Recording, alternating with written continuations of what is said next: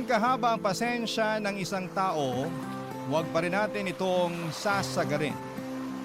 Dahil kapag napagod ang isang tao sa pag-unawa at pagmamahal sa atin, magsisisi tayo sa huli. Ikaw ka barangay, pasensyoso ka bang tao?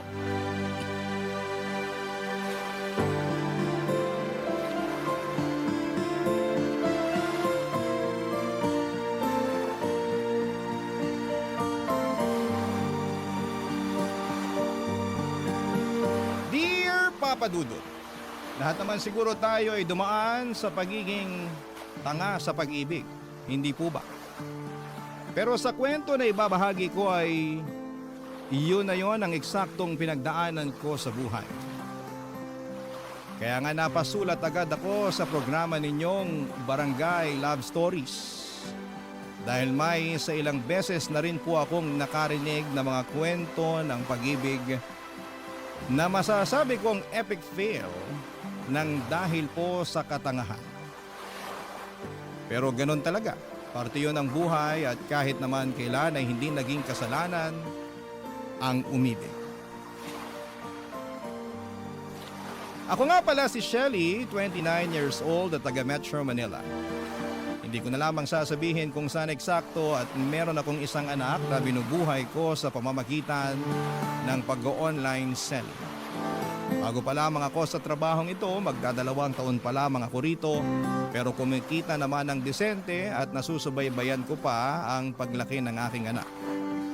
Importante para sa nanay na katulad ko, na matutukan ang anak ko dahil mahal na mahal ko siya. Dalawa na lamang kasi kami sa buhay, pero noong mga panahon na yon ay meron pa namang siyang tatay. Ang dati kong kinakasama na nagngangalang Junior Papa Dudut.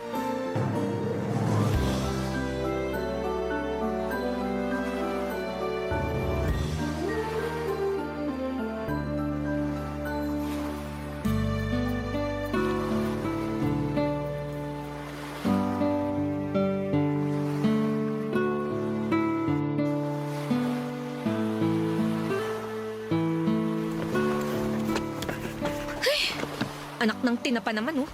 Napakasalaula talaga ng lalaking yun. Junior!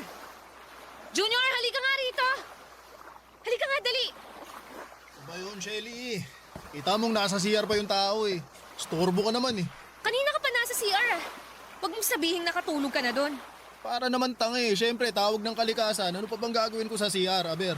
Tawag ng kalikasan, kalahating oras ka na doon. Ay, nako. Bakit mo ba kasi ako tinawag? Makasigaw ka sa pangalan ko. Akala ko na paano ka na dyan eh. Paano ko hindi mapapasigaw? Sige nga. Tingnan mo tong baunan mo. Inaamag na rito sa bag mo, oh. Oh, grabe ka naman sa inaamag. O bakit, hindi ba? Tingnan mo nga maigi. Kulang na lang tubuan na ng ugat tong mga amag dito sa baunan eh. Ilang araw na ba to rito, ha? Ni hindi mo man lang mailabas para hugasan. Napakasalaula mo talaga. Para yan lang eh. Sa nakalimutan ko, magagawa ko. Sa katrabaho mo yan bilang babae, di ba? Dapat ikaw na yung kumukuha at naglalabas ng baunan ko sa bag eh, para ikaw Naririnig mo ba yung sinasabi mo? Oo, naririnig ko. Bakit ka ba kasi sumisigaw? Tanong-tanong ka pa nakakapikon ka. Simpleng bagay lang iaasa mo pa talaga sa akin. Bakit? Imbalido ka ba, ha? Wala ka bang mga kamay? Meron naman, di ba? Nakakalimutan ko nga kasi. Hindi katwiran yon, Junior. Tsaka ang dami-dami mo na kayang nakakalimutan. Hindi lang naman itong baunan mo. Pati mga marurumi mong damit na kung saan-saan mo iniiwan. Ano? Nakalimutan mo rin damputin para ilagay sa labahan? Ganun na nga. Sige. Sa susunod, makikita mo na yung mga damit mo sa basurahan. Oy, huwag naman ganun, Shelly. Anong wag ganun, Shelly? Ganun yon. Kasi, iisipin ko na ayaw mo na sa mga damit na yon kasi iniwan mo lang kung saan-saan. Kaya itatapon ko na. Bakit ko pa mapahihirapan ng sarili ko na paulit-ulit kang paalalahanan ng napakasimpleng bagay na yon? Sa makakalimutin ka kamo di ba? Di ganun na lang para mas madali. Para ka namang ewan eh. Ako pa talaga ngayon ng parang ewan? O sino pa ba? Alam ka namang ako o yung anak natin. Dinami mo pa talaga rito yung anak natin na walang muwang, no? Kasi naman. Kasi naman mukha mo dyan. Ay, Junior naman. Kailan ka ba magiging responsable? Alam ko naman na ako yung babae sa pamamahay na to. Pero napapagod na din ako. Baka akala mo madali lang yung trabaho namin bilang nanay at may bahay, ha? Sinasabi ko sa'yo na hindi. Kaya sana, tulungan mo naman ako. Please lang. Please lang, huwag ka nang magpasaway. Daig mo pa yung anak natin sa pagiging isip bata eh. Papadudot rider si Junior ng isang online selling app na palagi nagdi-deliver sa bahay namin. Tapos nagkagustuhan kami at doon na nga nagsimula sa aming relasyon. Noong una ay masasabi ko na ayos pa. Kumbaga spoiled ako kay Junior, prinsesa ang turing niya sa akin. Ngunit, noong nabuntis niya ako at nagsama sa isang bubong ay doon na nagbago ang lahat. Hindi naman sa sinisiraan ko ang dati kong kinakasama pero nang dahil sa pagli-live-in namin yon, ay higit ko siyang nakilala. Kung ano ang ugali niya, paano talaga siya manatili, mga gawi, at napatunayan ko na hindi pala talaga siya perpekto. Gwapong-gwapo kasi ako sa kanya noong nililigawan pa lamang niya ako. Siyempre pabibo ang loko pero nasa loob pala ang kanyang kulong. Laki tuloy ng pagsisisi ko na nagpabuntis ako sa kanya. Pero hindi pa rin doon natatapos ang kalbaryo ko. Dahil may pagkasumbongero rin si Junior. At ang lagi niyang pinagsusumbungan ay walang iba kundi ang nanay Roning niya, Papa Dudu.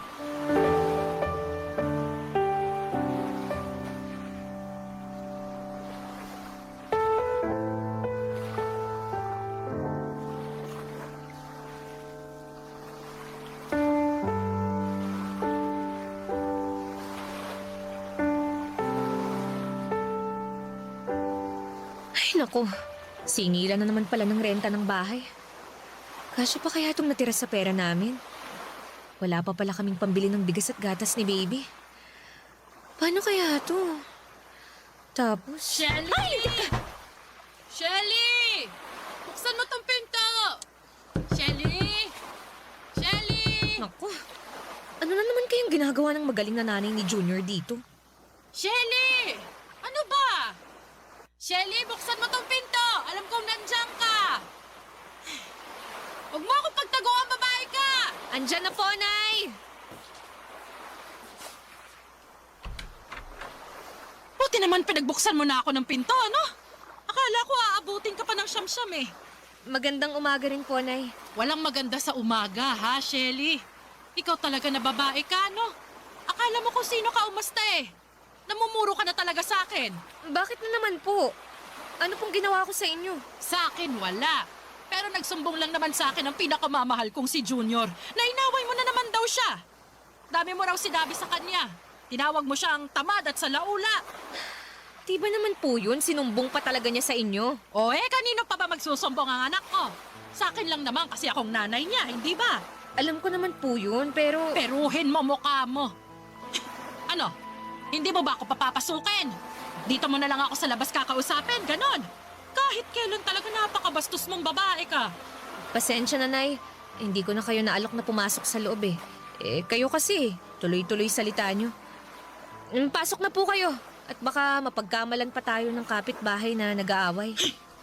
Pabayaan mo sila na pagkamalan tayo para malaman nila kung gaano ka kasamang kinakasama. Paano na naman po ako naging masama? Inaapi-api mo lang naman yung anak ko. Hoy, Shelly, kaisa-isang anak namin na lalaki si Junior. Dala-dala niyang ngalan ng namayapa akong asawa. Pinalaki namin siya ng maayos, inalagaan ng husto. Ni ayaw ko ng padapuan sa lamok ng sanggol pa yan eh. Tapos gaganyanin mo lang rito sa pamamahay niyo. Wala po akong ginawang masama kay Junior. Tsaka tama lang naman yung mga sinabi ko sa kanya. Dahil yun naman talaga ang ginagawa niya rito sa bahay namin. Kaya nga ikaw ang babae eh. Dapat ikaw ang pumuno sa pagkukulang ng anak ko. Hindi yung isusumbat mo sa kanya yung mga bagay na yon. Di po ba dapat tulungan kami? Hindi pa ba sapat na nagtatrabaho ang anak ko sa labas? Bakit? Pagdating dito sa bahay niyo, gusto mo siya pang pagtrabahuin? Kung tutusin, gawain mo na lahat yan. Di mo na dapat iaasa sa kanya. Ay, kawawa naman sa yung anak kong yun. Buti na lang talaga hindi kayo kasal. Dahil kung makamando ka sa kanya, akala mo yata mag-asawa na kayo no? Hoy, Shelly, baka nakakalimutan mo kung saan ka dapat lumugar. Ayus-ayusin mo lang talaga. Papadudot, grabe po ang dinanas ko sa kamay ng nanay ni Junior. Naiyak na lamang tuloy ako at nagdamdam dahil sa mga paratang niya at pang-iinsulto sa akin. Doon ko napagtanto na napaka-OA ng damuhong junior na yon sa mga pinagsasabi niya sa nanay niya. Dahil nagawa niya pa talagang mag-imbento para lalo akong mapasama sa mga magulang niya. Kung tutuusin ay hindi yun ang unang beses na nagsumbong siya sa nanay niya. Pero yun ang unang beses na sinugod ako ni Nanay Roning na galit na tipong kita ko na ang ngala-ngala sa kakangalngal niya sa akin. At kahit na anong pangangatuwiran ko ay hindi niya pinakikinggan dahil para sa kanya ay kinawawa ko raw ang pinakamamahal niyang anak. Samantalang kabaligtaran noon ang nangyari dahil ako ang mas kinawawa ng kanyang junior, Papa Dudut.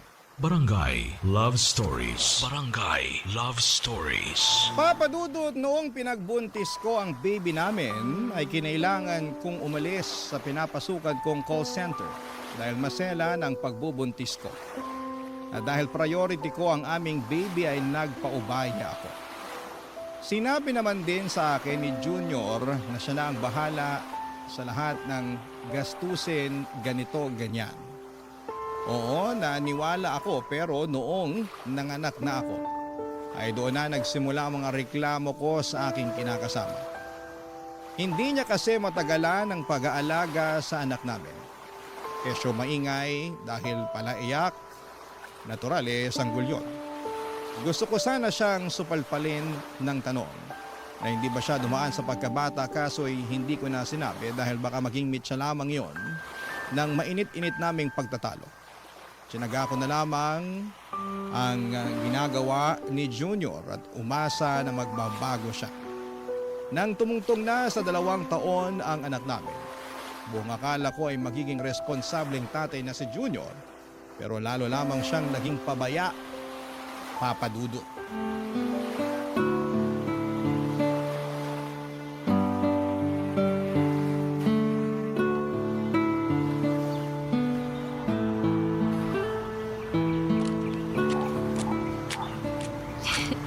Okay na siguro tong mga sangkap na nabili ko.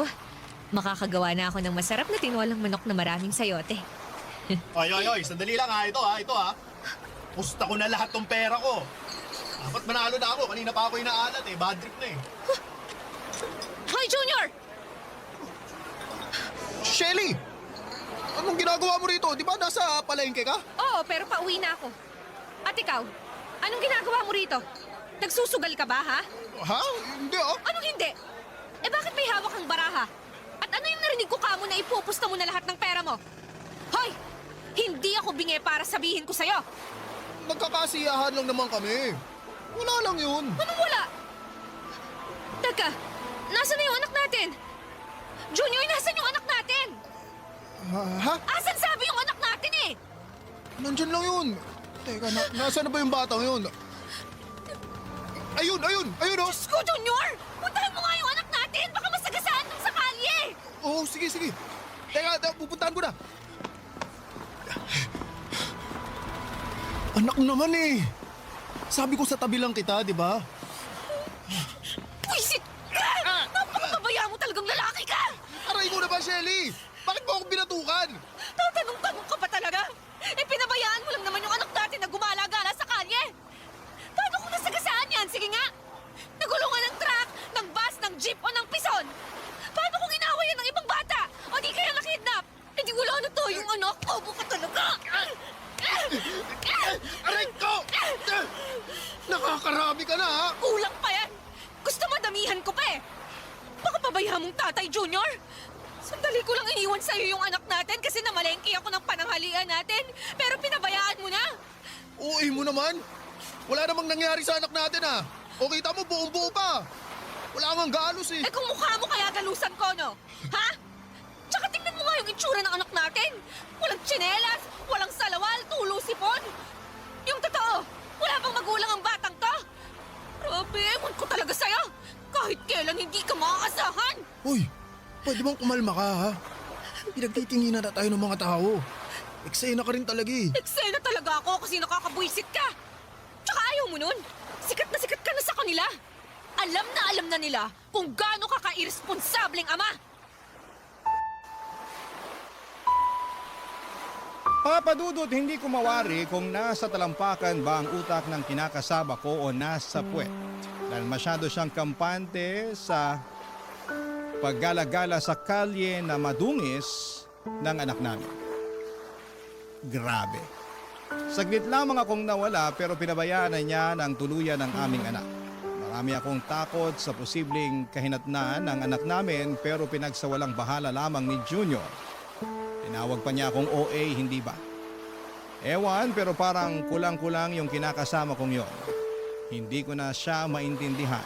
Napatanong tuloy ako kung ako ba ang may problema o sadyang tumanda lamang ng paurong si Junior. Grabe. Ang sakit sa bangs na para bang gusto ko na siyang kutusan ng 1,000,000 beses. Para lamang maitatak sa kokote niya na alagaan at bantayan ng maayos ang anak natin. Kaya lang ay hindi talaga uso ang pagbabago sa kinakasama ko at sa bawat araw na lang na ginawa ng Diyos ay mas lalo pa siyang lumalala, Papa Dudut.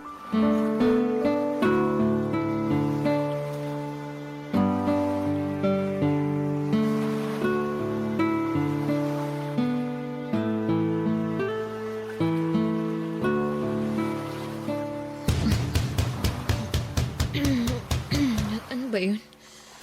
Bakit ang ingay naman? Shelly! Shelly, papasukin mo na ako! Kanina ba ako pinapapak ng lamok dito? Ano ba? Pag di mo ako pinapasok, hawa sa akin ko tong pinto! Isa! Dalawa!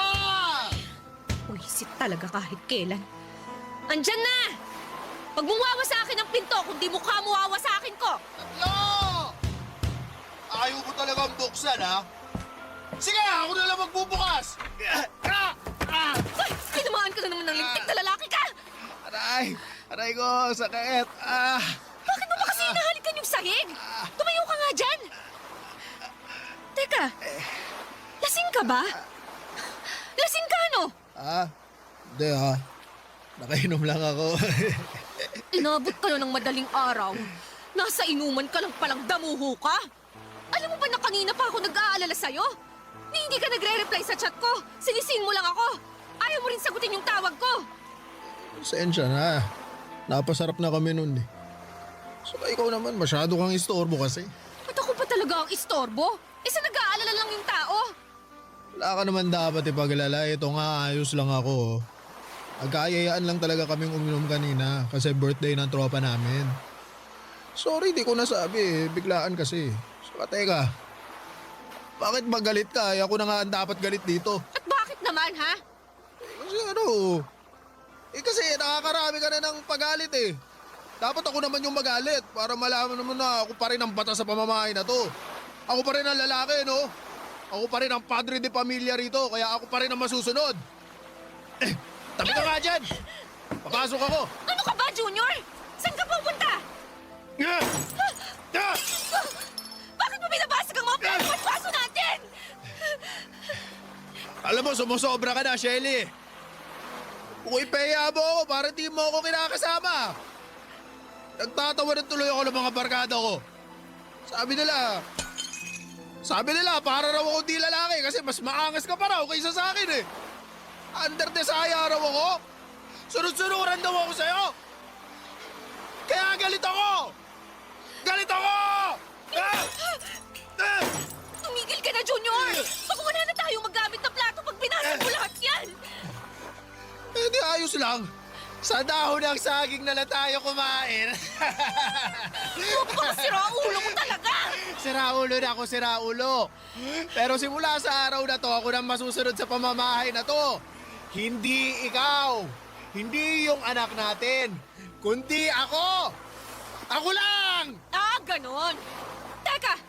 Makikita mong hinahanap mo! Namumuro ka na sa aking lintik eh! Akala mo yata sasantuhin kita, ha? Hoy! Anong ginagawa mo, Shelly, ha? Bakit mo... Hoy, anong hinahanap mo dyan sa mga drawer? Ito, nahanap ko na! Ano? Sige! Manira ka pa! Basagin mo pa lahat ng pwede mong basagin! Tingnan natin kung di ko to iduldul sa pagmumukha mo! Ano yan, ha? Kaisargan ba yan? Oo! Bitawan mo yan, Shelly. Ayoko nga! Ano? Ano? Halika rito! Matapang ka, ha? Halika, dali! Papa Dudut, laruang teaser lang naman yon ng anak namin pero akala yata ni Junior totoo yon. Kaya naman pinanindigan ko na lamang at ginalingan ng pananakot sa kanya hanggang lumabas siya ng bahay. Pagkatapos ay pinagsarhan ko siya ng pintuan at doon pinatulog sa labas hanggang mawala ang amats niya. Alas 6 ko na yata siya ng umaga pinagbuksan ng pintuan at naawa naman ako dahil namumutakte ng pantal mula sa kagat ng lamok ang mukha at braso niya. Nakayakap din siya sa sarili dahil nilalamig. Pero in fairness sa kanya, tulog mantika pa rin ang damuho kong kinakasama. Sinipa ko ng ilang beses si Junior para magising at noong dumilat ang kanyang mga mata, ay agad na nanlaki yun sa takot nang makita niya ako.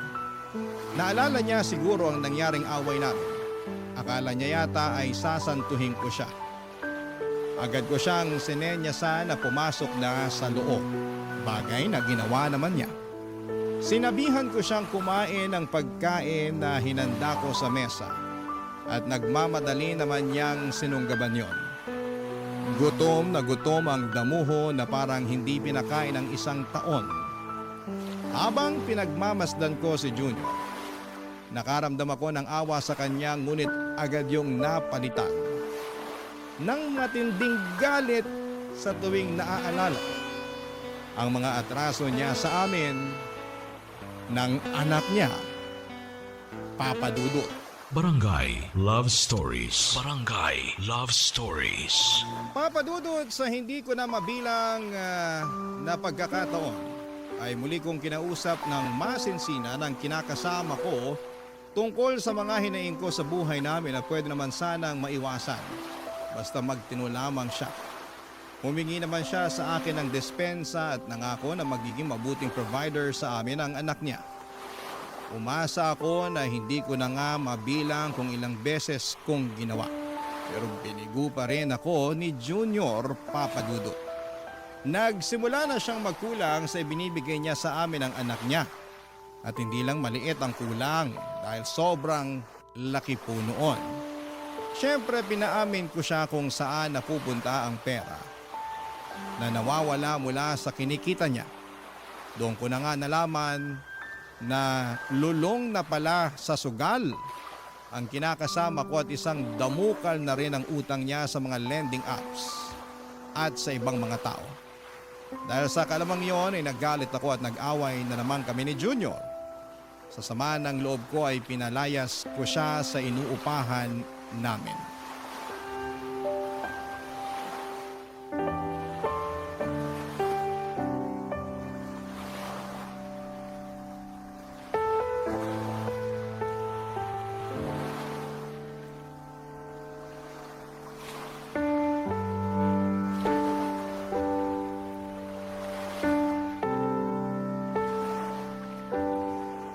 Anong ibig sabihin nito, Junior?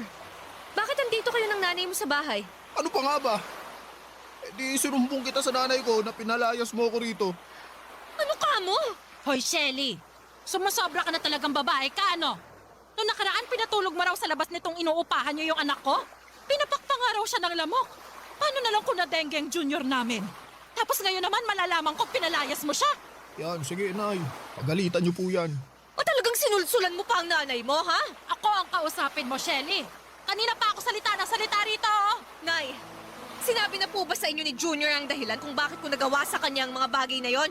Ah, anong dahilan? Sabi na nga ba eh, hindi niyo talaga alam na ang laki ng atraso ng magaling yung anak sa pamilya namin. Wala akong pakialam sa mga atrasong sinasabi mo. Ang akin anak ko agrabyado rito. Natural, dedepensahan ko yan. Bakit hindi niyo po muna kausapin ng masinsinan yung anak niyo bago kayo sumugod dito? Para magkaalaman na. Ikaw ang kailangan kong kausapin kasi sumusobra ka na. Dapat talaga sa'yo sinasabunutan eh. Aray ko po, Nay! Aray! Tama na po! Anong tama na, ha? Kulang pa nga yan eh. Dapat sa'yo binubunutan ng buhok sa anit dahil namumuro ka na. Kung aapi-apihin mong anak ko wagas, pues ako makakalaban mo. Yung anak niyo ang may kasalanan dito. Kung tinulang ho sana siyang padre de pamilya, eh hindi kami magkakagulo. Tsaka bakit ho ba kayo nakikialam sa away namin at pinakasama ko? At bakit hindi, ha? Eh, kasasabi ko lang na nanay niya ako, hindi ba? Alam mo, ikaw, panasagot ka talaga eh, ha? Dapat sa'yo tinuturuan ng leksyon! Aray ko, Nay! Tama na po! Yan! Junior! Junior, awanin mong nanay mo! Bahala ka dyan. Inaway mo ako kaya lagot ka sa nanay ko. Anong sinabi mo? Napakadamuho mo talaga! Hoy, Shelly! Hindi mo na talaga nire-respeto ang anak ko, ano? Nakuha mo pa talaga siyang bastusin sa harap ko?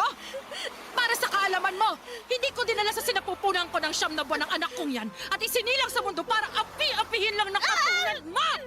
Hindi ko naman po inaapit si Junior! Tsaka away ho namin tong dalawa! Dapat labas na po kayo dun, Nay! Matatanda na po kami! Huwag na ho kayong makisali! Anong matanda? Para sa akin, baby ko pa rin si Junior at walang sino man ang pwedeng umapi sa kanya. Kahit ikaw na kinakasama lang niya!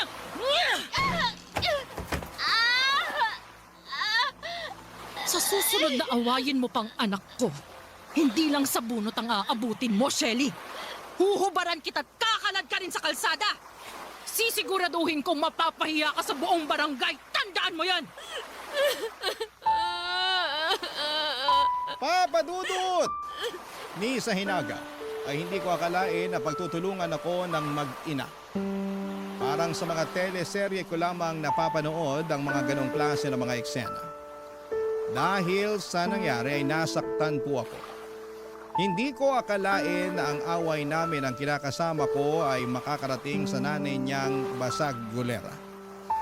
Lalo ko lang tuloy na patunayan kung gaano kasumbongero si Junior. Kaya nga simula noon ay iniwasan ko na muna na mag-away kami. Hindi ko rin kinausap si Junior dahil na-stress lang talaga ako. Kung akala ko ay magiging tahimik na ang buhay ko kapag ginawa ko yun, pero nagkaroon na naman ang kasalanan si Junior matapos kong matuklasan na ng babae siya. Muling nabuhay ang galit ko sa aking kinakasama dahil sobra-sobra na ang ginawa niya sa akin. Ni hindi na niya ako nirespeto bilang babae at nanay ng kanyang anak. Kaya upang makaganti ay hinuli ko sa akto si Junior at ang kalandian niyang babae na tendera ng fishball at merienda sa hapon na nasa tapat ng bahay namin. At iniskandalo ko silang dalawa hanggang sa mapahiya po sila. As usual, nakarating yon sa kalaman ng magaling niyang nanay, Papa Dudut.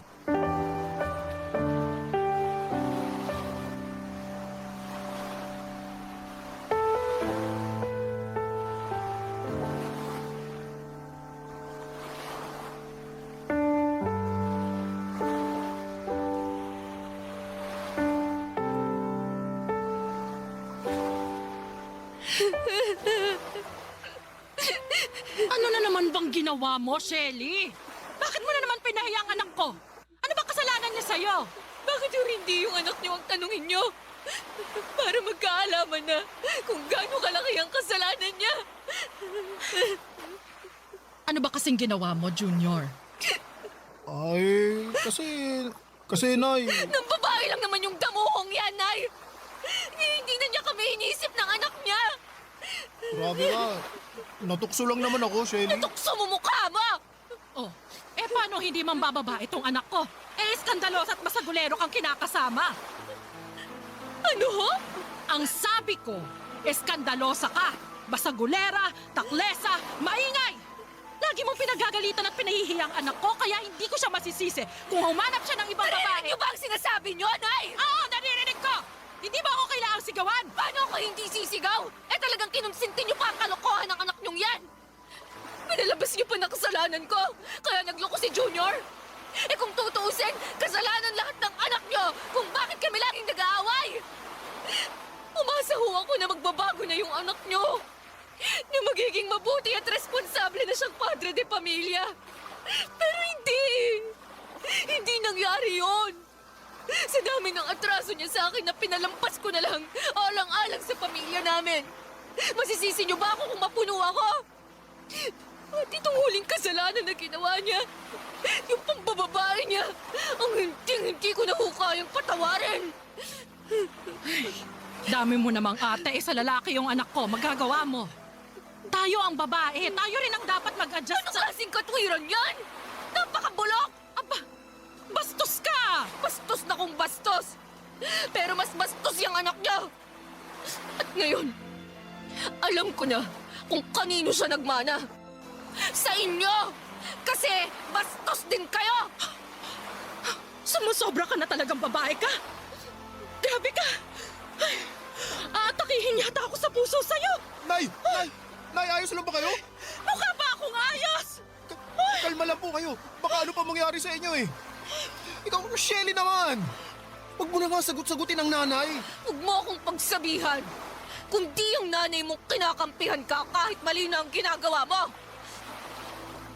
Alam mo, Junior, ayoko na. Ha?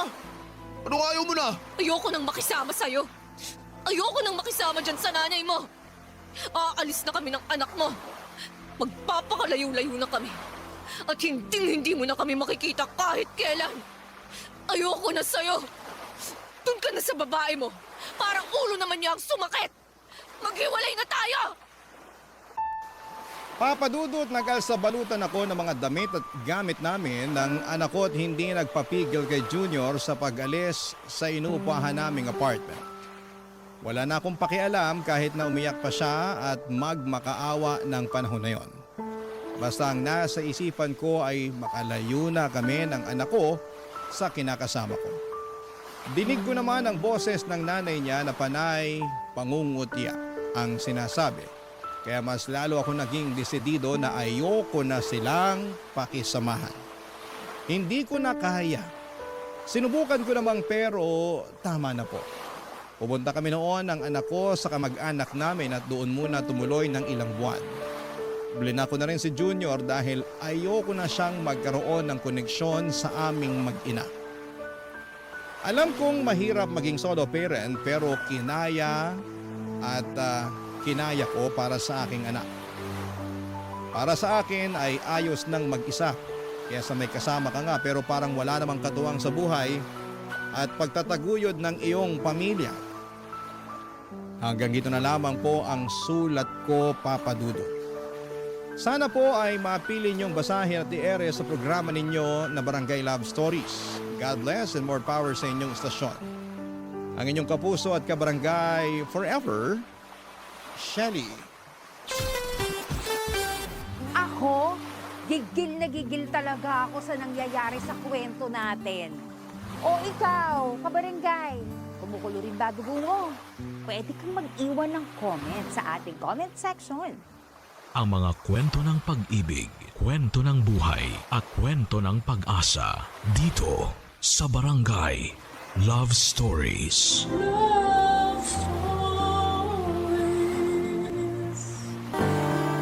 Minsan ang pinakamalalaking himala ay nangyayari sa mga panahong gusto na nating sumuko. At sa bawat laban may kaakibat na aral na magtuturo sa atin kung paano mas lalo pang magpakatatag. Ikaw, kabarangay, hanggang saan kailan mo kayang ipaglaban ang mahal mo sa buhay? Dear Papa Dudut, tawagin niyo na lamang po ako sa pangalang Nelly. 45 years old na ako sa ngayon at may negosyo na gulayan sa palengke dito sa aming lugar sa Cotabato. Alam kong libo-libo ang natatanggap ninyong sulat sa bawat araw pero umaasa ako na sana kapag napili nyo itong sulat ko ay makapag-iwan po ito ng aral at inspirasyon sa ating mga kabarangay na nakikinig ngayon. Maaga nga pala akong nabiyuda noon, Papa Dudut. Mga bata pa ang dalawang anak namin ni Anton nang mamatay siya dahil sa sakit sa puso. At mula noon ay kasama ko na si Nanay Jean ako na mag-alaga at bumuhay sa mga anak ko. Papa Dudut, masasabi ko na hindi madali ang maging single parent. Pero bukod sa wala naman akong ibang pagpipilian ay mahal na mahal ko rin ang mga anak ko. Kaya naman handa kong gawin ang lahat para sa kanilang kinabukasan. Sila na kasi ang naging buhay ko at araw-araw na nagbibigay ng saya at ng pag-asa sa akin, Papa Dudut.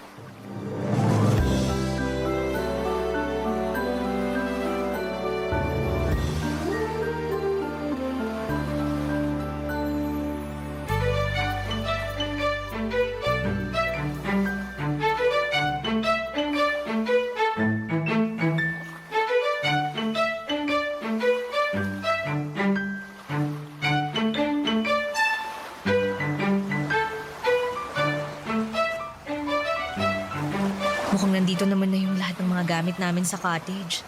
Pwede ko na rin sigurong simulan yung pag-iihaw sa baon naming mga isda at karne. Hintayin ko na lang na makabalik si nanay para dun sa binili niyang toyo na gagawin kong sausawan ng mga iihawin ko. Mama, pwede na po ba kami mag-swimming sa dagat ni Kuya Nathan? Oo nga po, Mama. Nakapagpalit na rin naman po kami ng pang-swimming ni Leo. Masyado pang mataas ang araw. Mamaya na lang kayo mag-swimming. Pero sayang naman po ang oras natin kung di pa po kami pupunta sa dagat ni Leo. Sige na po, Ma. Payagan niyo na po kami ni Kuya Nathan. Huwag po kayong mag-alala dahil babantayan ko pong mabuti itong si Leo. Hindi ko po hayaan na mawala siya sa paningin ko. Kaya payagan niyo na po kami, please. Ay, nako. Sige na nga. Yay! Thank you po, Ma. Basta wag masyadong magpapakalayo, ha? Opo, ako po bahala kay Leo, Ma. Tara na, Kuya. Excited na ako mag-swimming. Sige, tara. Mag-iingat kayo, ha? Nathan, ingatan mo yung kapatid mo, ha? Ako po bahala sa kanya, Ma. Nakakatuwa talaga ang mga anak mo, Nelly. Halatang excited silang maglangoy sa dagat. Halos hindi na nga po nakatulog yung dalawang batang yan kagabi. Narinig ko nga ang pag-uusap nila sa kwarto kagabi. Kung anong mga plano nilang gawin sa dagat at paglalaro sa buhangin. Excited din sila sa mga pagkain na babaonin natin ngayong araw. Kaya nga po, tinanong ko na rin sila kung anong mga request nilang pagkain. Gusto ko kasi na ma-enjoy talaga nila yung huling linggo ng bakasyon nila. Mabuti na lang at naisipan mong planuhin ang pagpunta natin dito sa tabing dagat. Maganda po kasi yung mga naging grades nila sa school. Gusto ko lang nasuklian din ang ginagawa nilang pagsisikap sa pag-aaral. Tsaka matagal na rin po nilang request to na pumunta tayo sa dagat. Alam mo anak, humahanga talaga ako sa'yo. Bakit naman po? Kasi kahit ikaw lang ang nagtatrabaho sa bahay natin para kumita ng pera, nagagawa mo pa rin ibigay ang mga request ng anak mo. At hindi ka nagkukulang sa oras mo para sa kanila. Ayoko po kasi naisipin nila na puro negosyo ko lang sa palengke ang iniintindi ko. Kaya gumagawa ko ng paraan para makasama at makabanding pa rin sila. Alam ko po na ito rin kasi yung gusto ng asawa ko Yung nagagawa ko pa rin ang responsibilidad ko bilang mama nila. Sigurado naman ako na masaya ang asawa mo sa nakikita niya ngayon, kung nasaan man siya. Sana nga po, Nay. Pero salamat din po ng marami sa inyo, ha. Kasi palagi kayong nandyan para sa amin ng mga anak ko. Siyempre naman. Mahal ko kayo ng mga apo ko, kaya palagi mo akong maaasahan sa lahat ng oras. Ito na nga pala ang toyo na binili ko dyan sa malapit na tindahan. Ako nang gagawa ng sausawan ng mga pagkain natin. Ayan, sige po. Magsisimula na rin po akong mag-ihaw dahil sigurado akong gutom na ang mga bata pagkatapos nilang mag-enjoy sa dagat.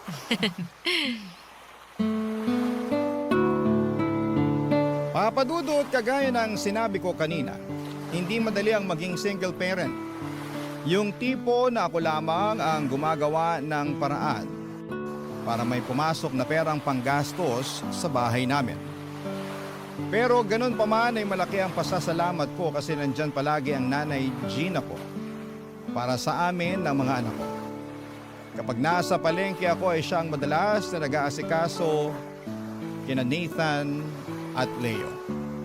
Pero ayoko ring iasa ang lahat sa mga gawaing ito sa kanya.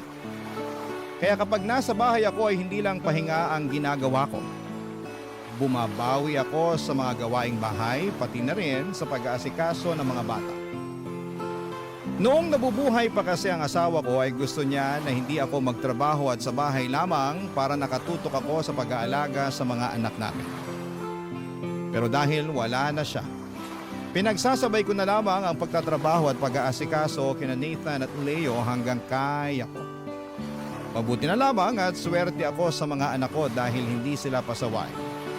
At sinusuklian nila lahat ng ginagawa ko para sa kanila.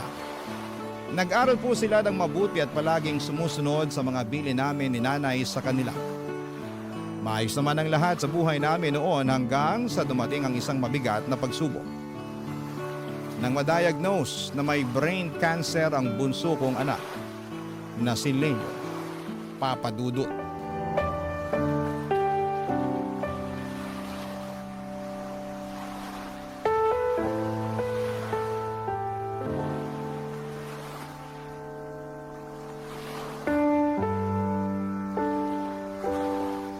Leo, anak, kumusta na ang pakiramdam mo? Okay naman po, Mama. Hindi na ba masakit ang ulo mo? Hindi na po. Mabuti naman kung ganun. Pasensya na po kung masyado malakas yung iyak ko. Iba po kasi yung nararamdaman ko sakit sa ulo kanina eh. Ano ka ba, anak? Hindi mo kailangang humingi ng pasensya. Pero kailangan mo na rin munang magpahinga kasi maaga pa tayo bukas, ha? Sa ospital na naman po ba tayo pupunta? Oo, anak. Saglit lang naman tayo doon kasi next month pa yung susunod na chemotherapy mo. Kailangan lang nating mag-follow up sa check-up mo. Makakauwi din kagad tayo pagkatapos nun. Sige po, Mama. Natulog ka na, ha? Lalabas na ako ng kwarto mo. Good night, anak. Good night po, Ma.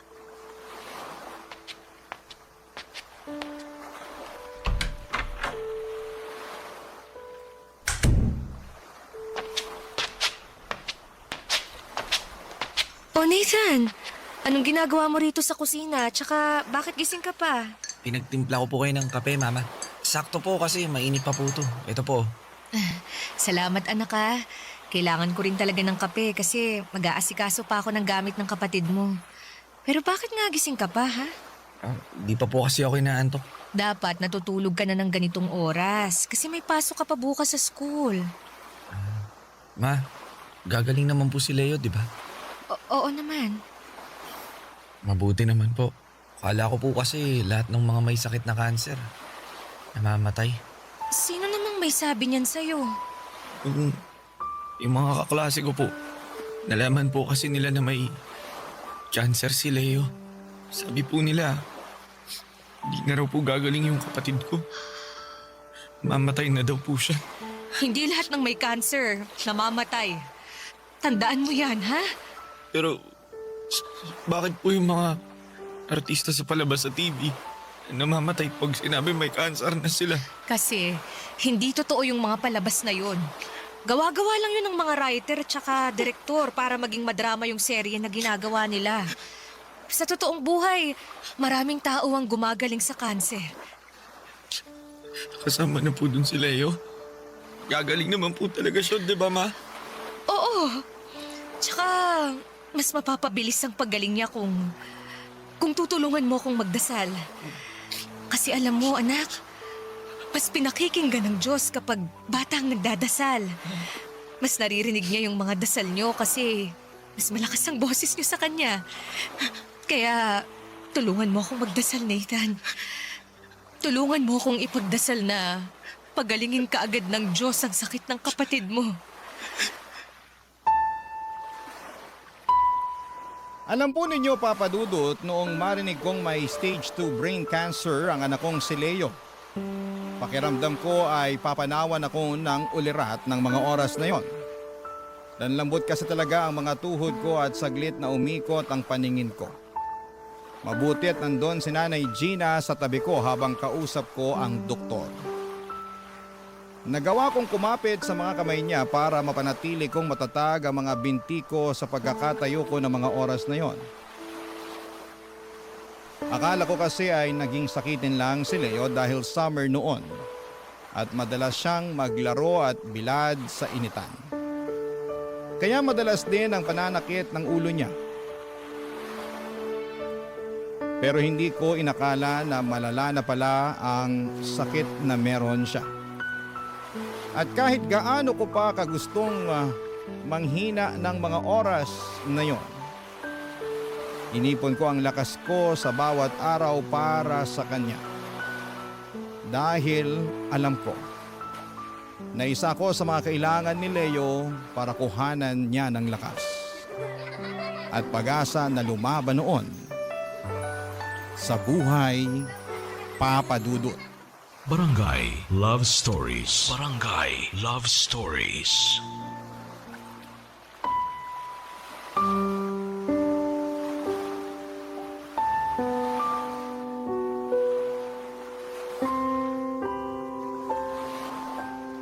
Papa Dudut medulloblastoma ang naging uri ng brain cancer ng anak kong si Leo.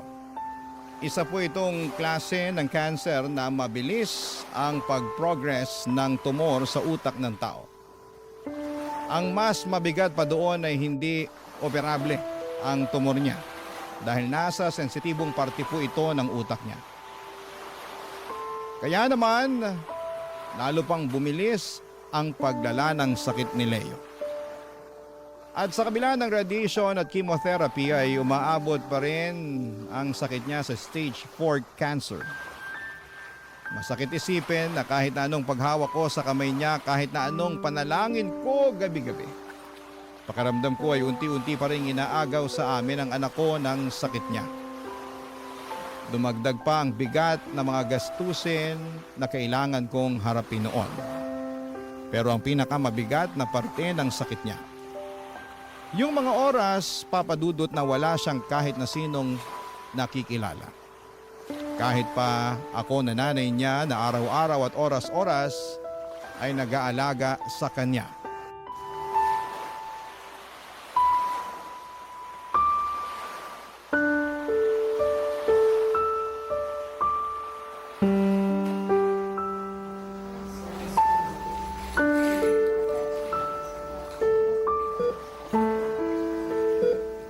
Nelly.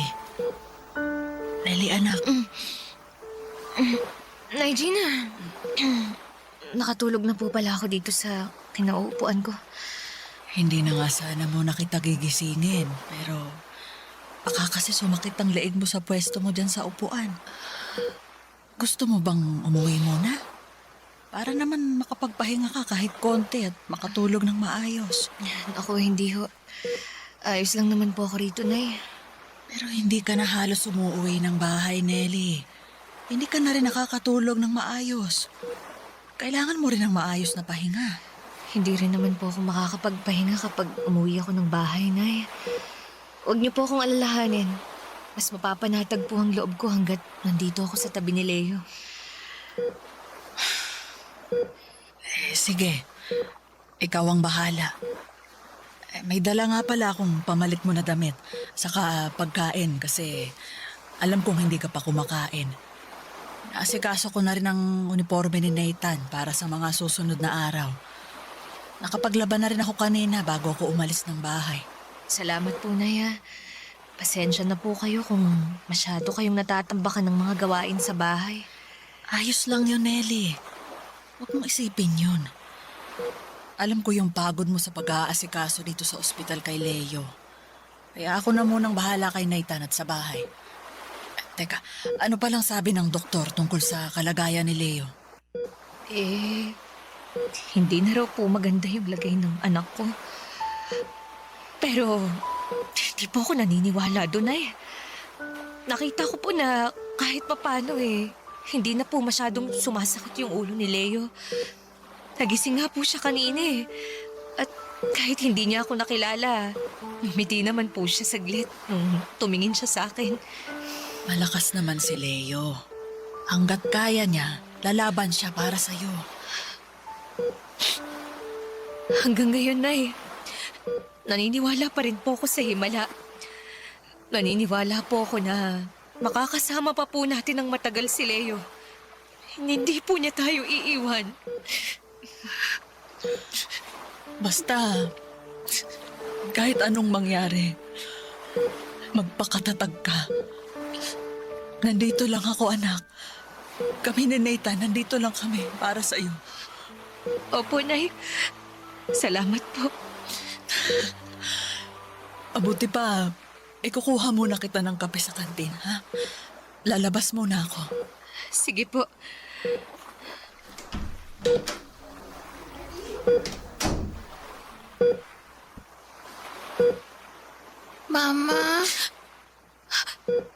anak? Nakikilala mo na ako? Bakit naman po hindi? Kayo po, mama ko. Oo nga naman. Bakit nga naman hindi mo ako makikilala eh? Nag-iisang mama mo ko, di ba? May kailangan ka ba, anak? Nauuhaw ka ba? Nagugutom ka? Hindi po, mama. Asan po si Kuya Nathan at saka si Lola Gina? Si Kuya Nathan, nasa bahay ngayon. Bukas pagkatapos ng klase niya, dadalawin ka niya dito sa ospital. Si Lola Gina naman, pumunta lang ng kantin para bumili ng kape. Alam mo naman yung lola mo na yun. Sobrang hilig sa kape. Opo, parang kayo din po araw-araw nagkakape. Mama, kailan po ulit tayo pupunta ng dagat? Kapag nakalabas ka na ulit ng ospital, pupunta tayo ng dagat. Promise po? Oo, promise ko yan, anak. Kaya, magpalakas ka, ha? Para makapag-swimming ulit kayo ng Kuya Nathan mo. Mama, mahal na mahal ko po kayo. Mahal na mahal din kita, anak. Mahal na mahal ka rin ni Mama.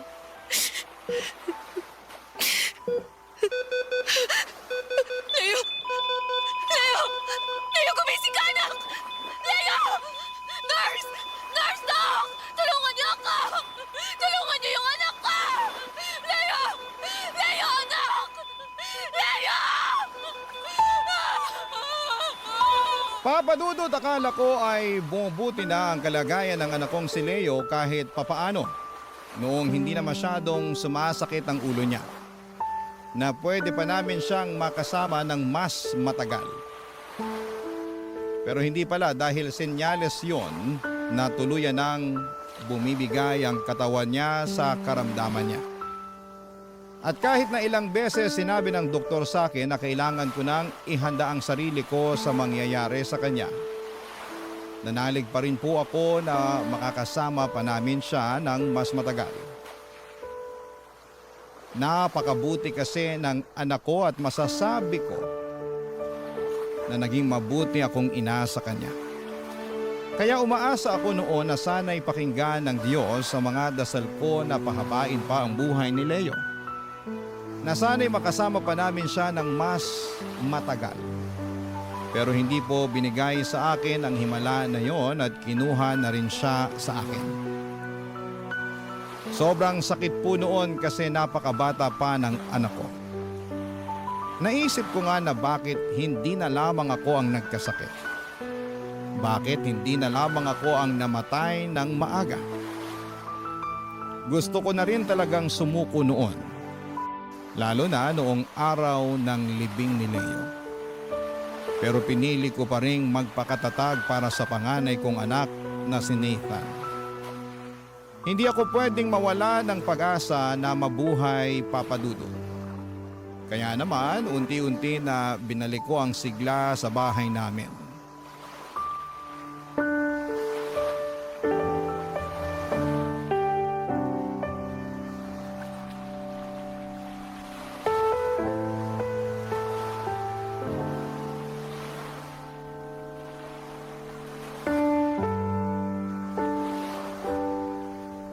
Nathan, anak, ito na yung gamot mo. Inumin mo na. Opo ma, salamat po. Gigisingin na lang ulit kita mamaya para sa susunod na pag-inom mo ng gamot, ha? Sige po ma. Sorry po kung di ko kayo natulungan sa pag-ayos ng mga halaman natin kanina. Ano ka ba? Ayos lang, anak. Huwag mo nang isipin yun. Nangako po kasi ako sa inyo kahapon na tutulungan ko kayo. Taas na din po kasi ng mga damo doon, tsaka may bago po kayong halaman na gustong itanim. Pwede mo naman akong tulungan kapag wala ka ng lagnat. Sige po, ako na po magtatanim ng lahat ng mga bagong halaman na gusto niyo. Sinabi mo yan, ha? Opo, promise po yun. Namimiss ko na rin po kasing magdilig at makipagkwentuhan sa mga halaman niyo. Kaya siguro naninilaw yung ibang mga dahon nila kasi namimiss ka na rin nila. Yung mga kwento tsaka corny mo na joke, Nathan. Hindi naman po corny yung mga joke ko ah. Mama naman eh. Naririnig nga lang po natin ang mga boses nila. Sigurado po ako na malalakas yung tawanan nila. Sa inyo pa nga lang po, bentang-benta na yung mga yun eh. Oo. Bentang-benta sa kakornihan. Pero anak, mabuti at bumaba na rin ang lagnat mo kahit papano. Oo nga po eh. Kaya lang medyo nahihilo pa rin ako. Dapat talaga hindi na kita pinayagang maglaro ng basketball kahapon eh. Nanalo naman po kami sa basketball game, kaya sulit po yung pagkabinat ko. Anong sulit yung sinasabi mo? Dapat nagpahinga ka na lang kasi kagagaling mo lang sa sakit. Ilang linggo na rin po kasi ako hindi nakakapaglaro ng basketball. Kaya nangulit po ako sa inyo na payagan niyo ako kahapon. Oh, at nang dahil dyan, sumama na naman ang pakiramdam mo. Aba, buong gabi yatang mataas ang temperatura ng katawan mo. Bumaba naman na po ngayon, di ba? Oo nga, pero bukas ng umaga, pupunta na tayo ng ospital para makapagpa-check up ka. Mama, lagnat lang po to. Di na po natin kailangan pumunta ng ospital. Nathan, ilang araw na rin pabalik-balik ang lagnat mong yan. Kaya kailangan mo nang magpa-check up. Ayoko po talagang pumunta ng ospital, ma. Natatakot po ako. Wala kang dapat ikatakot kasi kasama mo ko. Ha? Tsaka ikaw na ang nagsabi na lagnat lang yan. Baka may kailangan lang na iresetang vitamins ang doktor para lumakas ang resistensya mo. Sige na, magpahinga ka na. Ma? Bakit, Nathan? Para po. Anak, Nathan! Anong nangyayari sa'yo? Nathan! Ay, Diyos ko! Nay! Nay! Tulungan niyo ako! Si Nathan! Nay! Nay! Nay!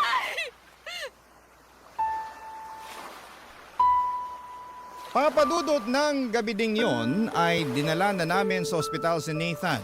Pagkatapos kasi ng pagsusuka niya, halos mawala na siya ng malay sa pagkahilong naramdaman niya. Ilang araw na rin kasing pabalik-balik ang lagnat niya. Sinasabi niya rin sa akin noon na napapadalas ang pagkahilo at pananakit ng ulo niya. Nawawala naman kapag umiinom siya ng gamot kaya hindi ko masyadong sineseryoso. Akala ko ay simpleng lagnat lamang lalo na at madalas siyang nagbabasketball kasama ang mga kaibigan niya. At pagdating namin sa ospital ay sunod-sunod na test ang ginawa sa anak ko. Sobra na rin ang kaba ko noon kasi 1 taon pa lamang. Buhat nang mawala si Leo tapos si Nathan naman ang maospital.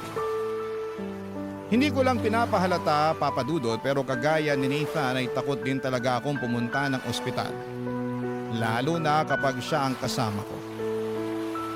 Pakiramdam ko kasi palaging may masamang balita kapag pumapasok ako sa lugar na yon.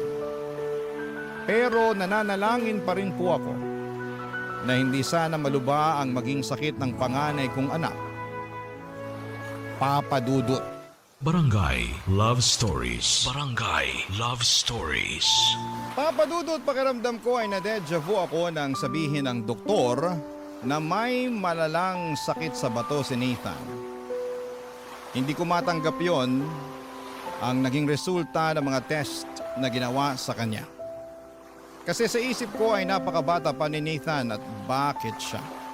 Bakit kailangan niyang maghirap sa sakit na meron siya? At bakit kami na naman ang binigyan ng ganitong klase ng pagsubok sa buhay? May parte pa noon sa buhay ko na sinisisi ko ang sarili ko kasi hindi ko man lang napansin na iba na pala ang nararamdaman niya. Na may sakit na pala siya.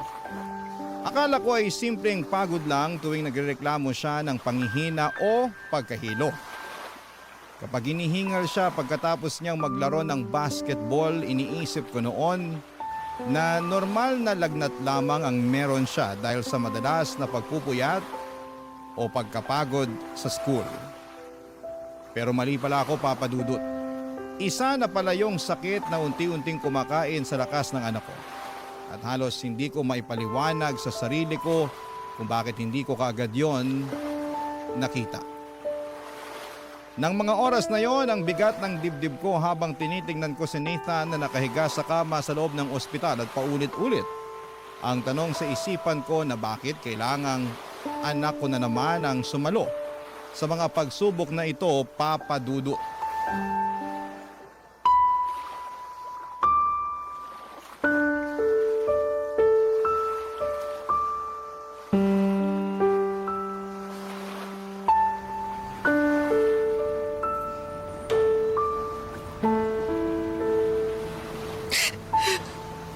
Diyos ko, wala nang kunin niyo po sa akin ng bunso kong si Leo. Wala po kayong narinig na kahit anong masakit na salita mula sa akin. Pinilit ko pong tanggapin ang lahat ng nangyari noon. Pinilit ko pong intindihin ang dahilan kung bakit niyo siya kinuha ng maaga. Pinilit ko pong tanggapin na wala na siya. Pero sana naman po, huwag muna ang panganay ko. Huwag niyo naman po sana siyang kunin sa akin. Huwag naman po na sana si Nathan, Diyos ko.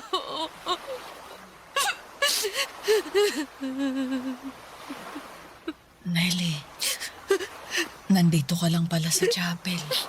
Kanina pa kita hinahanap. Pasensya na po, Nay.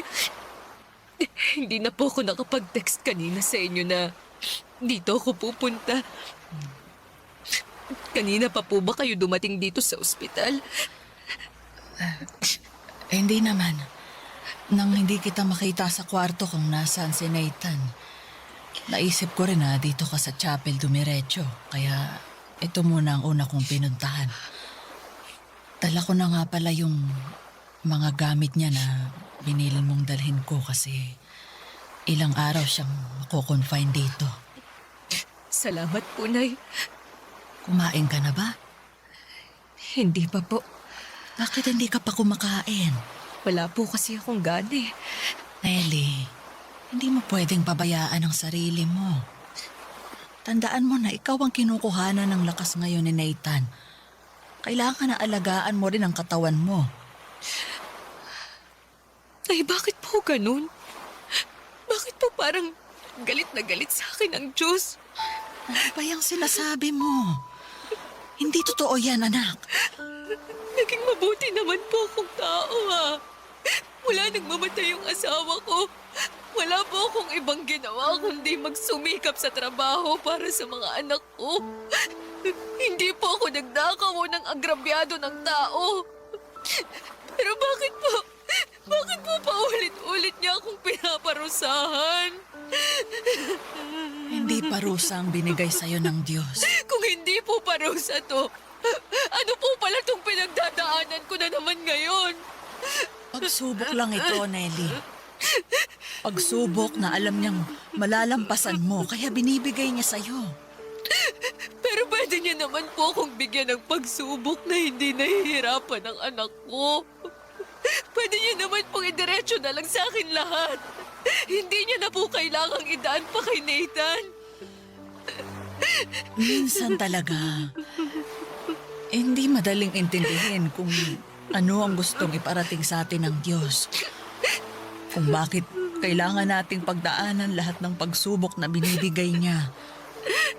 Pero hindi niya ibibigay kung alam niyang hindi mo kakayanin. Hindi ko na po talaga alam, Nay. Kasi sa totoo lang, kapag nawala pa si Nathan, hindi ko na rin po alam kung paano ulit magsisimula at magpapatuloy sa buhay. Si Nathan na lang po ang kinukuhanan ko ng lakas ngayon. Siya na lang po ang dahilan kung bakit pilit akong nagpapakatatag sa araw-araw. At hindi ko na po kakayanin ng mabuhay kapag pati siya kinuha ng Diyos mula sa akin.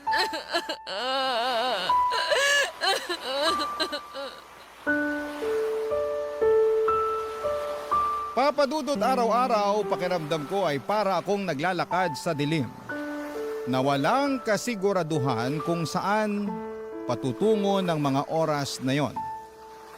Pilit ko ring ginagapang ang pagpapagamot kay Nathan dahil unti-unti nang naubos ang naipon kong pera. Patuloy ang gamutan, laboratory test, hospital bills at dialysis niya. Kaya naman nagsimula na akong lumapit sa mga charity foundation, kahit sa mga opisina ng taong hindi ko naman kilala. Mabuti na lamang at malapit na ang eleksyon noon. Marami po ang nagbigay ng financial help na kahit papaano'y nakadagdag sa pang-araw-araw naming laban. Pero habang pilit kong nilalakad ang lahat ng ito, patuloy namang nanghihina si Nathan. Kitang-kita ko ang unti-unting pagbabago sa kanya. Minsan pa ay napapansin ko na lamang na nakatitig siya sa malayo, tahimik at parang may iniisip na hindi niya masabi. Pero pinipilit ko pa rin maging matatag. Pinipilit kong ngumiti sa harapan niya. At sa tuwing nag-iisa ako ay doon bumibigay ang mga luha ko. Doon ko na ilalabas ang lahat ng takot na nararamdaman ko. Yung takot na baka anumang oras, si Nathan naman ang mawala sa akin, Papa Dudu.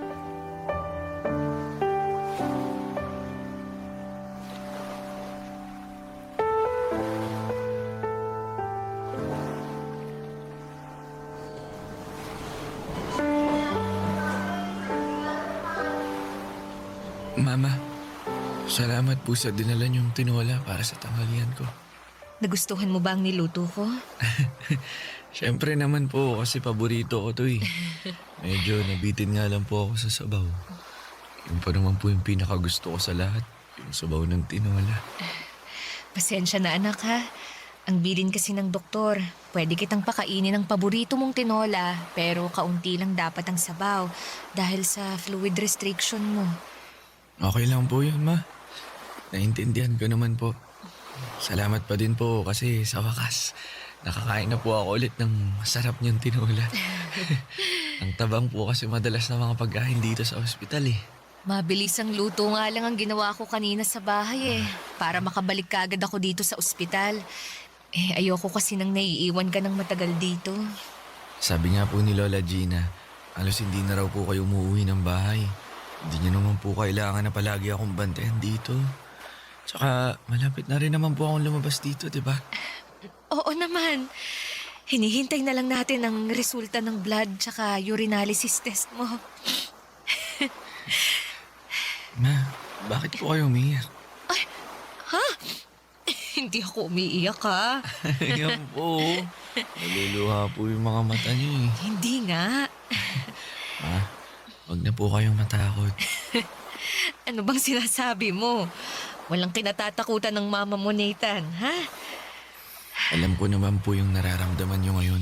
Natatakot po kayo na mawala ako kagaya na nangyari kay Leo. Pasensya ka na, anak, ha? Ayos lang po, Ma. Ako nga po dapat ang humingi ng sorry sa inyo kasi masyado na po kayo napapagod ng dahil sa akin eh. Nathan, anak, kahit kailan, hindi ako napagod na alagaan at asikasuhin ka. Pero nahihiya na rin po ako sa inyo. Nakita ko po kung paano kayo nahirapan mula nung magkasakit si Leo hanggang sa mawala siya. At nakikita ko na naman po ngayon yung hirap na pinagdaraanan niyo noon. Tapos dahil naman sa akin. Anak, wag mo akong isipin. Kayang tiisin ni Mama ang lahat para gumaling ka. Alam ko po yun. Pero Mama, sana po kahit anong mangyari sa akin, huwag niyo po sana... Tama na, ha? Ayoko nang marinig yung mga susunod na sasabihin mo. Ma, di ko naman po sinasabing mamamatay na ako. Nathan, wag mo ang ginagawang biro ang bagay na yan. Hindi ko naman po ginagawang biro to.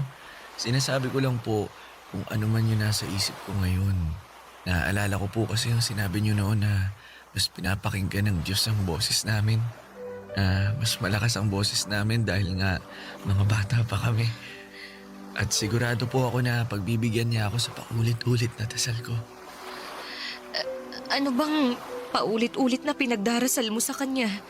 Napahabain niya pa po sana yung buhay ko. Dahil marami pa po akong corny na jokes na nakaready para sa inyo.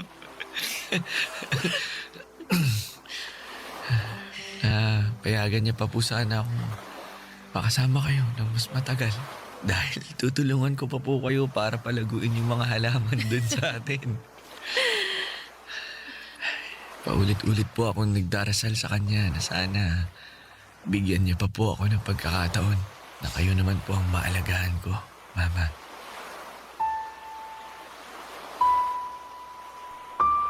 Papadudod patuloy pang nanghina ang katawan ni Nathan. Hindi naging maganda ang bawat resulta ng blood and urinalysis test.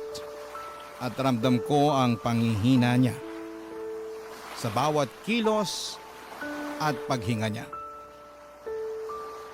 May mga araw na halos hindi na siya makabangon at may mga gabing hindi ako mapakali kakabantay sa kanya. Kahit ganoon ay hindi po siya sumuko kaya hindi rin ako sumuko. Kitang-kita ko sa mga mata niya ang tapang na hindi ko minsan matagpuan sa sarili ko. At sa awa ng Diyos ay unti-unting naging maayos ang kalagayan niya. Nagsimulang bumalik ang sigla ng katawan ng anak ko.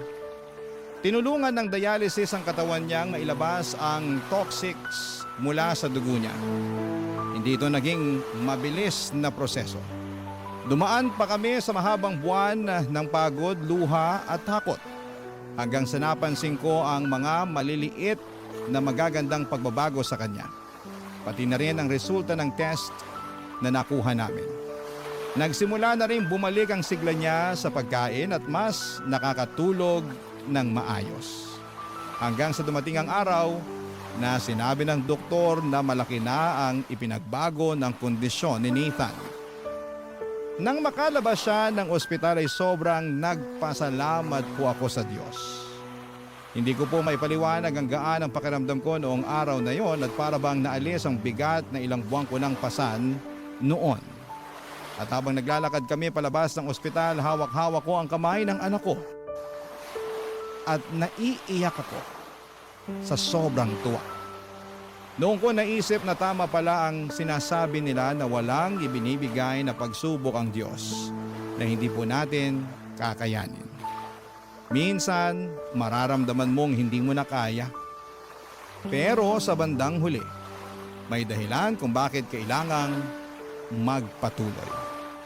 Hanggang dito na lamang po ang sulat ko, naway nakapag-iwan po ito ng malaking aral at pag-asa at inspirasyon sa ating mga kabarangay na nakapakinig ng aking kwento. Ang inyong forever kapuso at kabarangay, Nelly. Anong say mo sa Barangay Love Stories na ito? Pagkwentuhan natin sa comment section yan.